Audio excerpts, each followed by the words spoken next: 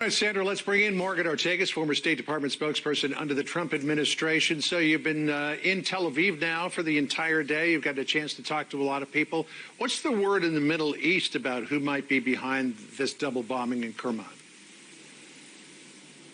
You know, it wasn't actually a huge topic of discussion today. I think the Israelis and the Americans are sort of saying, hey, nothing to see here. We had nothing to do with it. It certainly is not a hallmark of something that Israel would do, especially when you look at what happened with the assassination of Arouri yesterday from Hamas.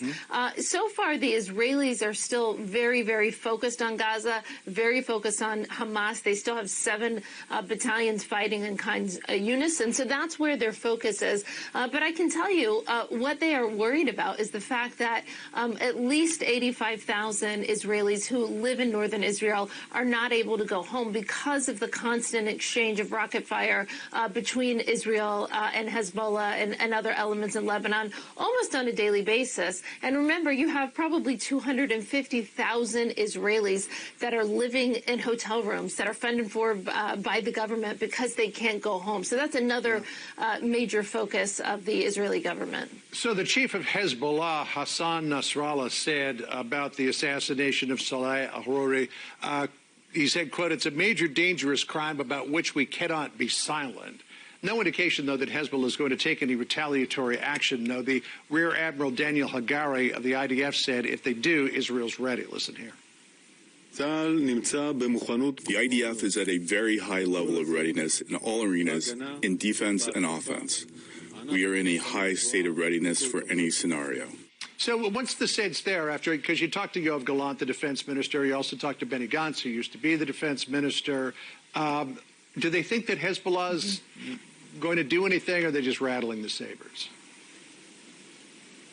Well, I think there's always a major concern with Hezbollah because this is not the Hezbollah that Israel fought in 2006. This is a much, much more capable militia group one that effectively, unfortunately, basically controls Lebanon and has ruined it and turned it into a failed state. But they do have ballistic missiles. They do have the ability to inflict major damage on Israel and onto their citizens. And so that's a part of the terror campaign, John, that Iran has designed, whether it's through Hamas, whether it's through Hezbollah, whether it's through the Houthis, whether it's through Shia militias, but especially from those first 3, what Iran wants is for the Israelis to be terrified to be in their own homes. And by the way, they want the same thing for the United States. Why do you think there's over 130 attacks against American interests in Iraq and Syria, and over 20 attacks against U.S. ships and other international vessels? You've talked about this a lot on your show.